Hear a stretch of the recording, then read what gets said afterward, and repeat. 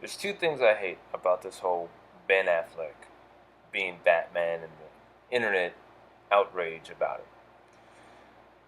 One is that people think it's cool to hate, which is ironic for what I'm saying about hating what I hate, But I'm not hating something because it's cool, because everyone's on the bandwagon, and I think, oh, I can get in a few jokes, you know, in there. Oh, Matt Damon must be Robin. You know, Josh Whedon probably went in there as an executive to screw it over because apparently, we can't have a Justice League movie be any good for a competition. It's just jokes, but the thing is, people get riled up about it, and they just love to hate things. They love to hate it, and it becomes to this point where like they love to hate it, and it becomes destruction. It's not criticism anymore, it's destruction. People wanting to tear things down. You know, uh, what happened to my second point is that what happened to the point where people made something and you watched it and then you teared it down. If it sucked, if it was horrible, you, they barely even got, they're not even in production yet. They barely even got a script. And they're already tearing it down because Ben Affleck is going to be the next Batman. Now, 7, 8 years ago, I probably would have been doing the same thing you guys are. But I grew up. I became mature. Sort of. I became mature in this kind of area. It doesn't matter. It, it's a movie. It's not like they're gonna not make another Batman movie. It, and here's the kicker: 30,000 people signing a petition to change Ben Affleck from being Batman. That's barely a drop in the bucket. Barely a drop in the bucket.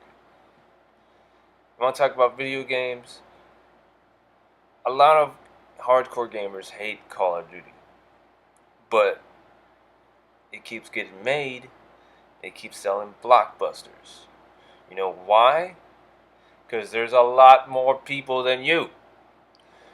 And I think there's going to be a lot more people that end up watching this movie if Ben Affleck stays in it.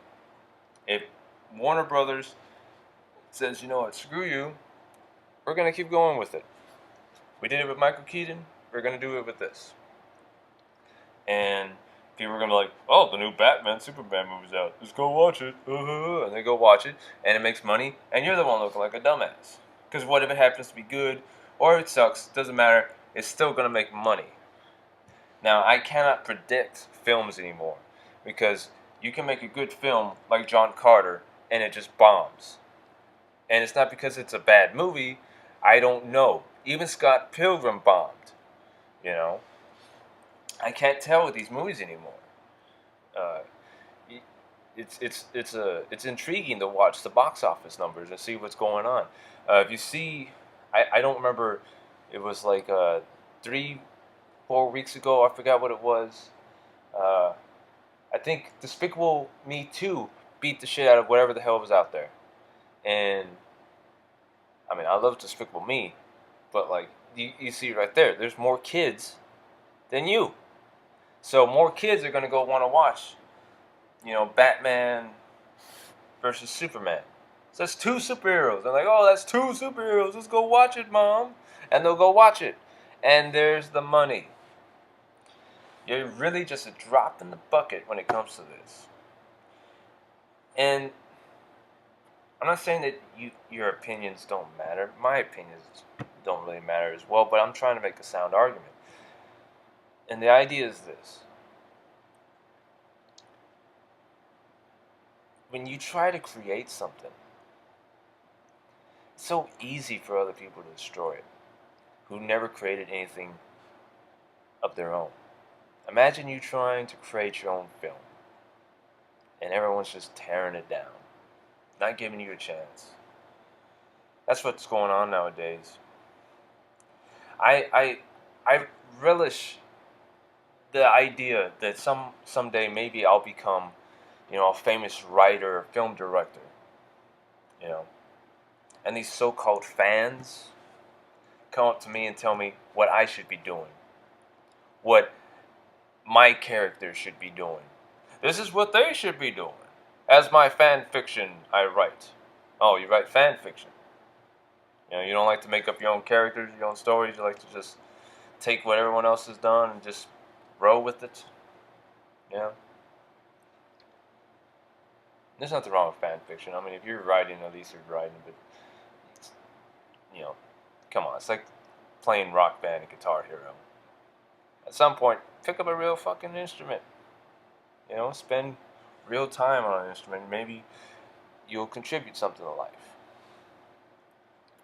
But back to that point, is that at that point, wouldn't you just say, you know what? Just screw your fans. You're not a fan if you go up and say, this is what you should be doing. As much as I want Evil Dead 4, if Sam Raimi and Bruce Campbell don't want to do it, who am I to argue? But it gets to that point where you're going to have to say, you know what? Here it is. You write it. I'm done. I'm out of here. Apparently you know better than I do as the artist. And that's the trend I do not like that's going on. It's been happening for so long. People just tear shit down before it even comes out. Before it even gets made. And that process is supposed to be shaped by the artist. Now, I'm not saying executives are stupid. Are not stupid, because there are some executives that are stupid. Throw in their 2 cents, and you have a whole horrible mess of things, But, to make it short, my point was simple. Let the movie be made. If it sucks, it sucks. Who cares? There's always money to be made on Batman. Superman, I don't know. Superman seems to be cursed. We haven't had a Superman movie in so long. You get Superman Returns, then you finally get Man of Steel. There's I don't know how many cartoons of Batman, and how many cartoons there was of Superman. You got the old serials back in the 1940s or 1930s, and then you had Superman, the animated series, which probably was only made because Batman, the animated series, was successful. That point being, calm the fuck down. You're making yourself look stupid. Alright? I know. I'm over here arguing for Ben Affleck. Who cares?